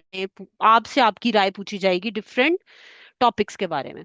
ठीक है, जैसे वीकेंड्स हो गया, और ये मैंने क्या लिखा है, एनी हाउ स्पेस, स्पेस के बारे में क्वेश्चंस हो सकते हैं, different like parks. So we will discuss, like it's my practice in on daily basis that we usually discuss two topics of part one on daily basis, and I ask different kind of questions from different students. Actually in the speaking session, the reason of this session is that we are actually discussing things, generating ideas. कुछ ideas मैं generate करूंगी, मैं आपको बताऊंगी, कुछ हमारे पास different students होंगे, उनके ideas होंगे, तो क्या होगा, ideas building होगी। उसके बाद आप देखेंगे कि हम किस तरह से बोल सकते हैं, कॉन्फिडेंस किस तरह से बूस्ट अप हो सकता है। सो हम डिस्कस करेंगे on daily basis different topics, और फिर आप देखेंगे कि हम उनको किस तरह डिस्क्राइब कर सकते हैं, मीटिंग्स और इंटरनेट। सो डिफरेंट टॉपिक है, उस पे वो 5 से 6 क्वेश्चंस आपसे पूछ सकते हैं। Okay, so this is part one. Part two, okay, so part two is the Q card. Q card क्या होता है? So it's again a statement which will be given to every individual, and you have to speak for 2 minutes consecutively in this cue card section. Okay, so obviously a statement will be given, and it might be a fake story, a fabricated one, or a true one. ये अब आपने देखना आपने उसको किस तरह से लेके चलना है। For example, if a cue card is describe a party you attended, okay, और तो ऑब्वियसली आपकी जिंदगी में कोई ना कोई पार्टी हुई होगी, आपने उसको डिस्क्राइब करना है। सेकेंड ऑप्शन, फैब्रिकेटेड या फेक स्टोरी कैसे हो सकती है? For example, describe a time when you went for a foreign tour. ठीक है, फॉर एग्जाम्पल अगर ऐसा क्यू कार्ड आ सकता है, और describe a time you gave a speech. और आपकी जिंदगी में कभी ऐसा कुछ नहीं हुआ कि आपने कोई स्पीच दी है या आप फॉरेन अब्रॉड गए हैं। So you can't say to your examiner that, sorry, like this never happened to me. Could you please change your cue card? नहीं, आपको स्टोरी बनानी ही पड़ेगी, आपको पूरी एक्सप्लेनेशन देनी पड़ेगी। सो ये एक रीजन होती है, मैं अब स्टूडेंट से कहती हूँ कि वो फेक भी हो सकती है, फैब्रिकेटेड भी हो सकती है। तो on the daily basis we discuss 2 to 3 cue cards, and we will see that how we can talk about different kind of cue cards. So cue cards होते क्या हैं? I always explain to my students that let us take it as an like definition of noun. What is a noun? Noun is the name of person, place, and thing. तो इसी तरह Q card है। You have to talk about either personality or a place, an event or a thing. So the cue card is always like it revolves around either one of these things. या तो वो किसी personality के बारे में होगा, या फिर वो प्लेस होगा, कोई इवेंट होगा, या फिर वो थिंग होगी। So, and I usually segregated my lectures on weekly basis. So actually, okay, beta, I'm taking my lecture. Okay, so on daily basis, not daily basis, on weekly, like this is the session of 4 weeks. So on in the first week, we will discuss about personalities. Second will be of places. Third and fourth will be of event and things. So हम देखेंगे कि हम इनको किस तरह से describe कर सकते हैं। Never skip your Monday class, because on Monday specifically, I elaborate the things about, like, coming Monday I am going to tell about personalities, कि आपने पर्सनालिटीज में क्या क्या बोल सकते हैं। So Tuesday to Friday it will be practices only with you people. Okay, तो Monday तो कभी वैसे तो बिल्कुल स्किप नहीं करनी, लेकिन मंडे कोशिश करनी है बिल्कुल भी स्किप नहीं करना। Okay, so next week places, then event और थिंग्स, तो हम इनको एलेबोरेट करेंगे, देखेंगे इनको किस तरह से कर सकते हैं और कैसे एक्सप्लेन करेंगे, इनमें क्या क्या चीजें होनी चाहिए, मैं आपको आगे भी बताती हूँ। So part three, total 3 parts होते हैं स्पीकिंग के। Okay, so part three is actually follow ups. Follow-ups क्या होते हैं? जो आपको क्यू कार्ड आएगा ना, इसी से रिलेटेड डिफरेंट क्वेश्चंस होंगे आपके फॉलोअप्स में। For example, a time when you went to a historical place. So आपने वो क्यू कार्ड डिस्क्राइब कर दिया, 2 minutes, 2 minutes will be given to every individual and 1 extra minute will be given to prepare that cue card. Okay, and during that time period a single paper along with a pencil and eraser will be given. Okay, अब आप उस time पे उसको utilise कैसे करेंगे ये भी आपको मैं क्लासेस में बताऊंगी। आपने वहां पे पूरा पूरा क्यू कार्ड बैठ के नहीं लिखना उस पेपर के ऊपर, बस एक सिंपल सा आइडिया जो हमने क्लासेस में पहले से एक्सप्लेन किया होगा। अगर आपको फील हो रहा है एक दो इडियम्स उस पर लिख लें, और वोकैबलरी के एक आध वर्ड्स लिखने की भी जरूरत नहीं है, आपने अपनी प्रैक्टिस घर में ही इस तरह करनी है। Why? Because if we are going to watch at the paper and we are going to, while you are talking with the examiner, I believe that it is not going to give a good impression for 7 and above. Okay, सो कोशिश करनी है कि उस पे कम से कम लिखें, और Q card तो बिल्कुल नहीं लिखने, क्यू कार्ड्स बिल्कुल याद नहीं करने। Be fluent, be creative and innovative during your sessions, और इंशाल्लाह पेपर वाले दिन हम इतने क्यू कार्ड कर लेंगे अपनी प्रैक्टिसेस में कि पेपर वाले दिन on the day of the test of the speaking you will be competent enough to talk about any kind of cue card. Okay, so followups उसी हिस्टोरिकल प्लेसेस से related different questions हो सकते हैं। Do you think that tourism is a good thing for your country, for your economy? If the tourists are more and more coming to our country, what are the advantages and disadvantages? So इस तरह के different questions होंगे। अब difference क्या है part 3 और part 2 में, part 1 and part 3 में? You have to be precise over here, to the point बात करनी है, ज्यादा एग्जेजुरेट नहीं करनी। अगर आपको फील हो रहा है 2 sentences में आपका आंसर हो रहा है तो go for it, don't exaggerate the situation, उसको लंबा चौड़ा नहीं बात करनी पार्ट 1 में। Okay, but in part 3 followups you have to explain your answers. You can give different kind of examples over there in part 3. Okay, so यहाँ पे आपने elaborate करना है, उसको briefly justify करना है अपने आंसर को, पार्ट 3 में आपने explain करना है। अच्छा, और सेकंड इसमें क्या डिफरेंस तो नहीं है आपके, ठीक है, ये थोड़ा सा मैंने आपको डिस्क्राइब कर दिया।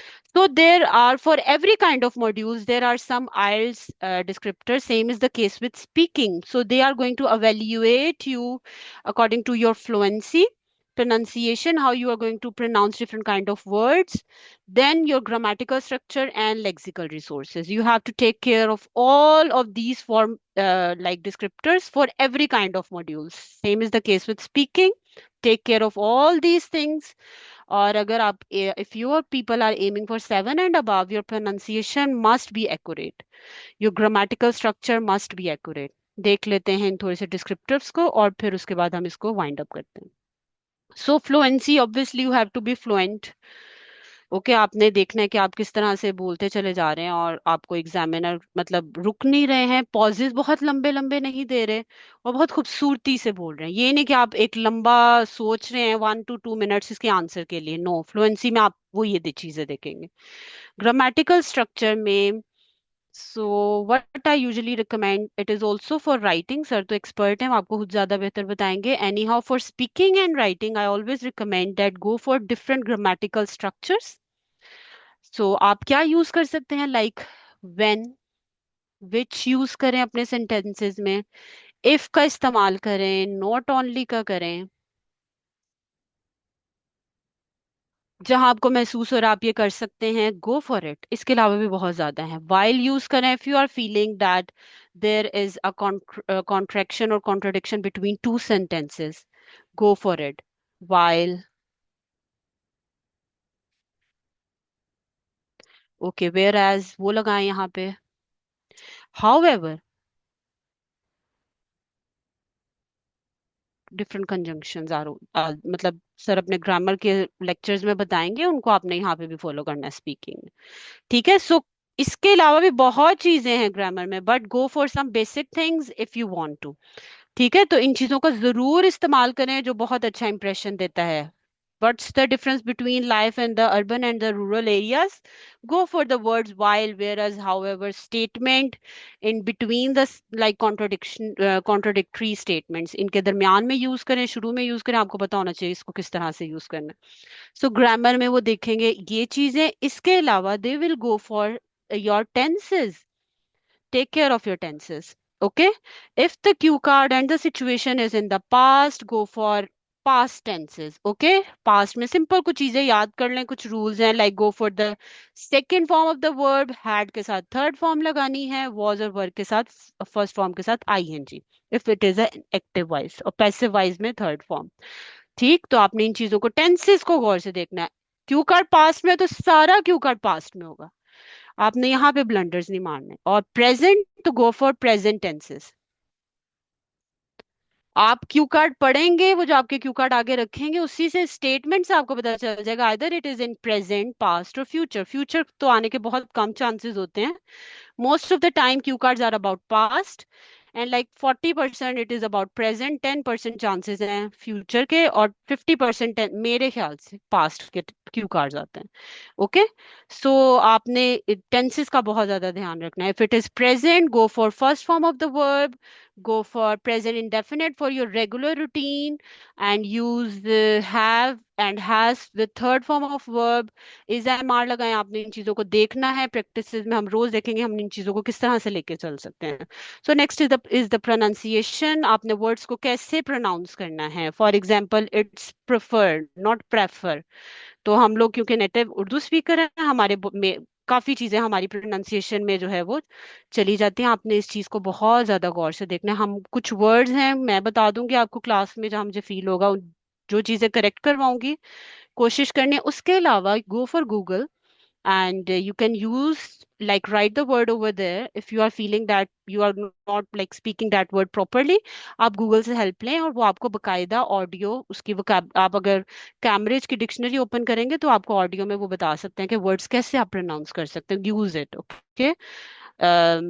Last but not the least, lexical resources.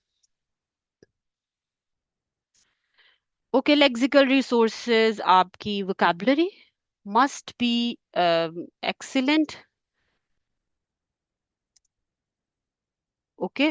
उसके अलावा for 7 and above there is a need of idiomatic expression.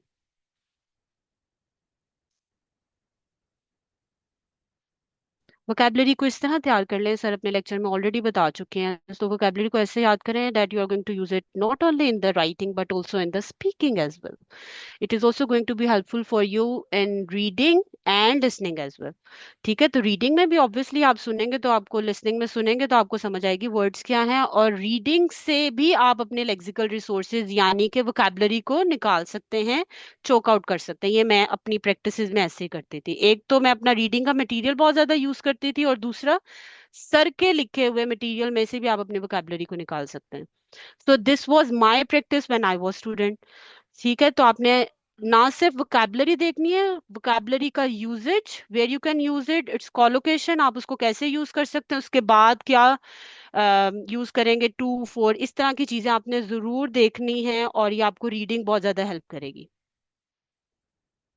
Vocabulary को एनहांस करने में.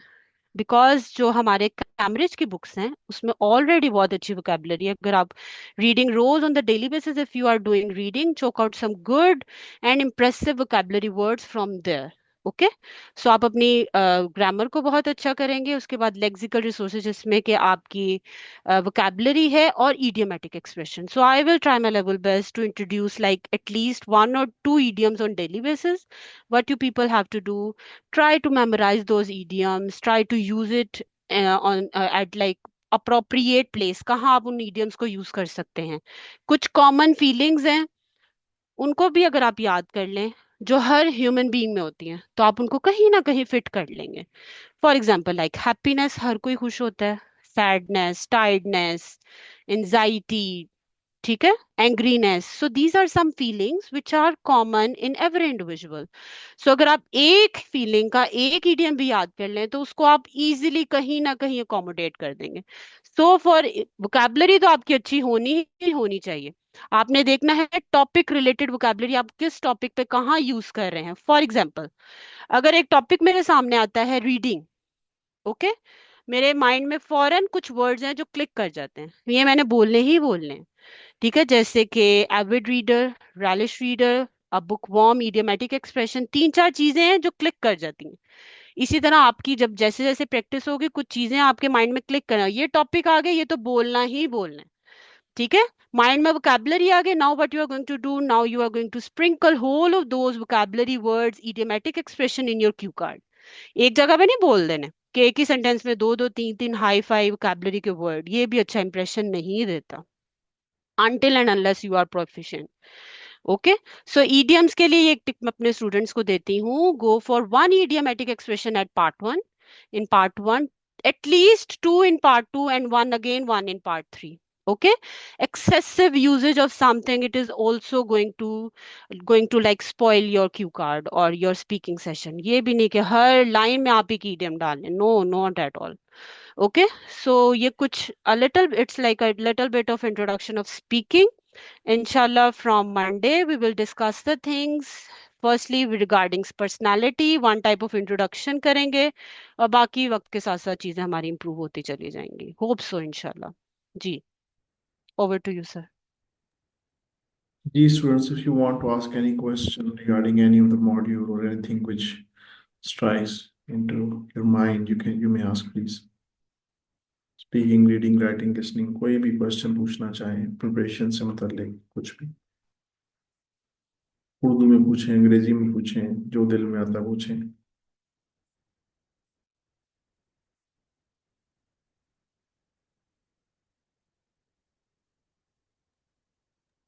सर ये स्पीकिंग को इम्प्रूव करने के लिए कोई एप्लीकेशन जो सजेस्ट करें मैम? जी मैडम, कोई एप्लीकेशन सजेस्ट करती हैं आप? हाँ जी, मैं एक चीज मिस कर गई हूँ कि for speaking, not only for speaking, for every kind of module I would recommend that you people have to be consistent and persistent. आपने रोज प्रैक्टिस करनी है बेटा। एक तो आपकी मेरे साथ क्लास हो रही है, उसमें अगर for example if I am having 5 to 6 students a day, so like 2 to 3 question from one student, देखते हैं अब 5 4 बच्चों में से एक बच्चे के ऊपर कितने क्यू कार्ड आते हैं, ये क्या हिसाब है। सो obviously we are going to do practices for 60 minutes probably on daily basis. Other than that you have to do practices with your own self, उसके काफी methods हैं। Stand in front of the mirror and talk to you. You can either record your audio and listen to yourself, it's again a good practice. Okay, thirdly, I always ask my students that you individually can make a group with each other. आप जैसे हमारी class में for example कौन कौन है इस वक्त, फुरकान साहब हैं और गोहर नदीम है, by mutual understanding make a time table और ask with each other that, like spend 30 minutes with each other and have an interaction with it, like speaking interaction. आप एक दूसरे से कॉल करें और बात की, ये मैं भी करती थी जब मैं स्टूडेंट थी।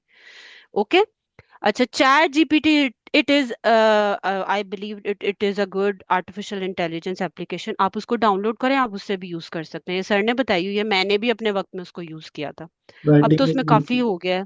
राइटिंग में नहीं आप लोगों ने यूज करनी है, बिल्कुल भी नहीं यूज करनी। राइटिंग नहीं, ओनली फॉर स्पीकिंग।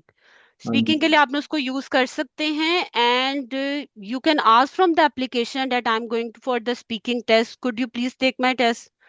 सो वो आपसे पूरा टेस्ट लेगा, at the end of the test you can ask from the chat GPT that could you please give me the feedback along with my bands. Yes, it will give you bands as along with your improvement feedbacks. ठीक है, still I admit that I also used these things when I was preparing for my test, so obviously it is going to be beneficial for you. So मेरे नज़र में अभी यही है एक application, उसके अलावा अगर सर बेहतर समझते हैं कुछ हो तो वो बता सकते हैं आपको। अच्छा बट देखिए। आपने प्रैक्टिस करनी है, रोज प्रैक्टिस करनी है हर मॉड्यूल की, फिर ही आपके पास चांसेस हैं अच्छी परफॉर्मेंस के। जी सर। अच्छा देखें, कुछ चीज़ें, एक तो लेक्चर में आपको प्रोनाउंसिएशन पे दे दूंगा इंशाल्लाह ताला, उससे कुछ आपको अंडरस्टैंडिंग बेहतर हो जाएगी, आपका एक बैंड बढ़ जाएगा अगर आप उसकी प्रैक्टिस कर लेंगे। दूसरी जो फ्लुएंसी है ना, फ्लुएंसी को इम्प्रूव करने के लिए और प्रोनाउंसिएशन को, दो तीन चीज़ें आप रेगुलर बेसिस पे करें। एक, लाउड रीडिंग करें। आपके साथ कोई है या नहीं है, समटाइम्स लोग नहीं मिलते, तो ऊंची आवाज़ में रीडिंग करें 15 to 20 minutes.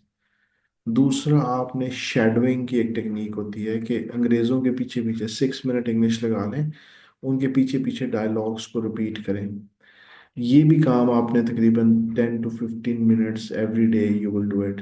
Start from today और from Monday and keep on doing it by the end of your preparation और by till the date when you will take the assessment. उस वक्त तक आपने ये करते रहनी है, इससे आपकी वो बढ़ेगी। ये दो चीज़ें जो सी है ना, वो करें। चैट जीपीटी का यूजेज आप अगर करेंगे ना तो आपकी इम्प्रूवमेंट नहीं आएगी और कंफ्यूजन क्रिएट होगी। जब आप एक आंसर लिख लें, मुझे चेक करवा दें, उसके बाद वो जो चेक्ड आंसर है उसको बेशक आप दोबारा से यूज़ कर सकते हैं।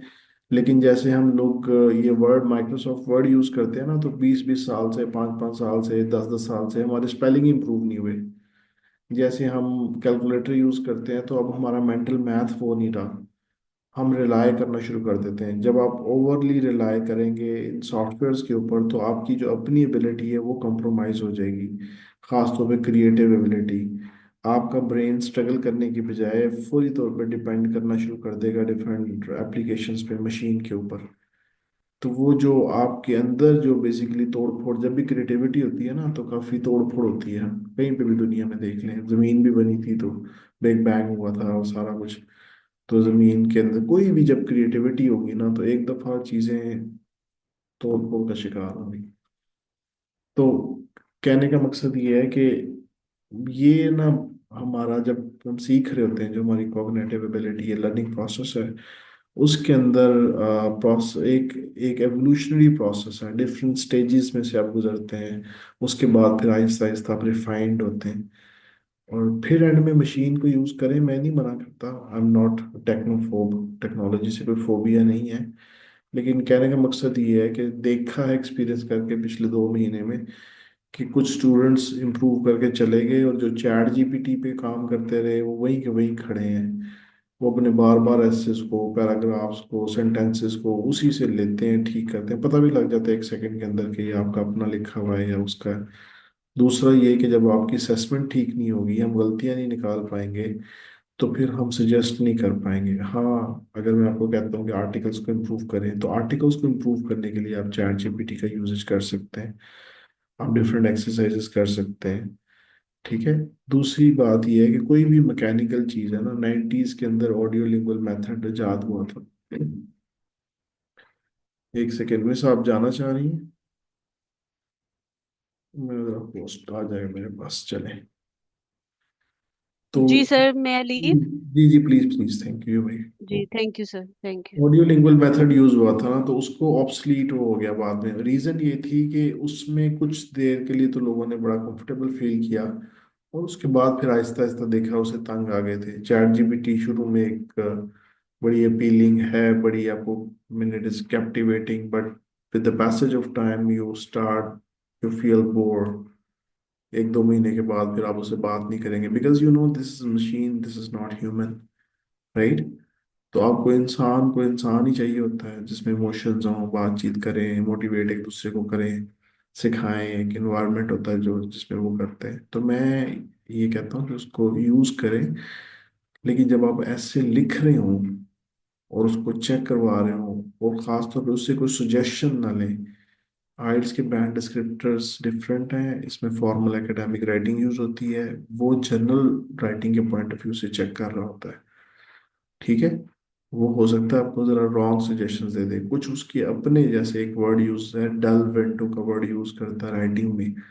अगर वो आपने एक्सप्रेशंस यूज करना शुरू कर दिए बार बार, उसकी अपनी जो टिपिकल रिपीटिशंस हो रही होती हैं बाज़ जगहों पे, तो वो फिर एग्जामिनर को पता लग जाएगा कि आपने वो की है। हम लोग तो करते हैं एज अ टीचर, और उसमें उसके साथ डिस्कशंस होती हैं, उसको रिफाइन करते हैं, उसकी उसके बाद फिर आपसे डिस्कस किया जाता है उन डिफरेंट पॉइंट ऑफ व्यूज पर जिस पे हम एग्री नहीं करते मशीन के साथ, तो मशीन से बात करते हैं। लेकिन आपको भी समझ नहीं आएगी कि क्या मार्किंग क्राइटेरिया है, किस तरीके से है। तो इसलिए फॉर द टाइम बीइंग अभी थोड़ा सा अवॉइड करें। जब आप ज़रा रिफाइंड हो जाएगी आपकी राइटिंग वगैरह तो फिर आप यूज़ कर सकते हैं, कोई मसला नहीं।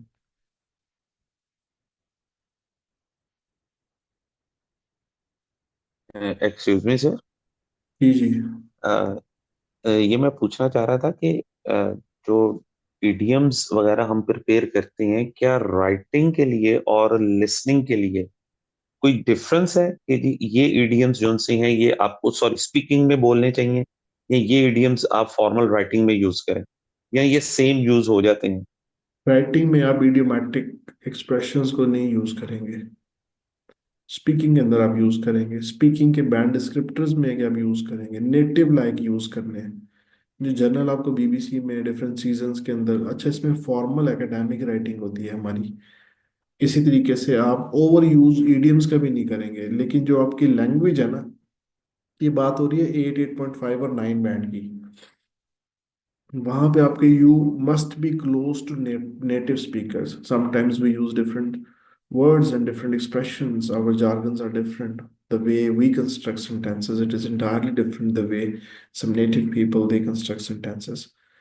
तो जितना आप किसी स्टैंडर्ड डायलेक्ट के करीब होंगे उतना ज़्यादा फिर आपके स्कोर्स बढ़ेंगे।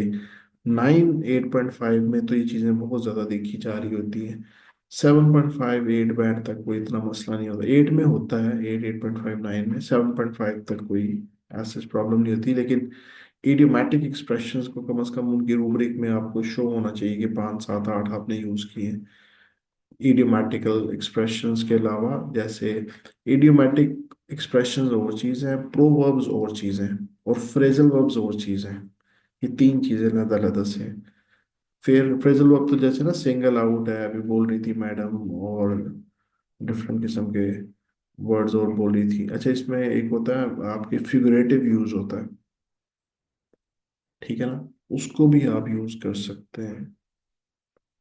जैसे स्प्रिंकल का वर्ड उन्होंने यूज किया था, कि स्प्रिंकल डिफरेंट वर्ड्स, वर्ड्स हो या ग्रामर। ग्रामर के अंदर आपने grammatical range and accuracy writing में है, और स्ट्रक जो ग्रामर एंड फ्लुएंसी, ये दो इकट्ठे हैं बैंड डिस्क्रिप्टर्स के अंदर।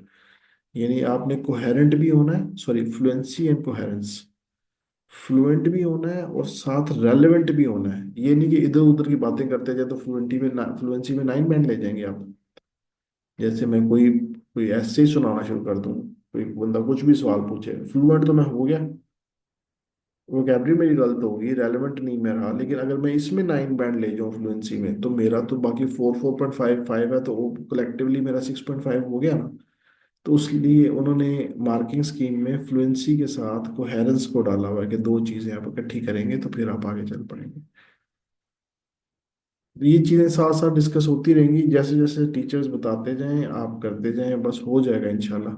ज्यादा इंफॉर्मेशन भी जो है ना, वो माइट भी इस स्टेज के ऊपर आपको वो प्रॉब्लम में ले आए।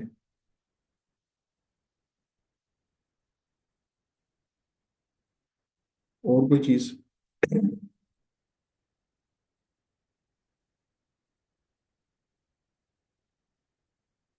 बस जी खत्म। ओके जी, अल्लाह हाफिज।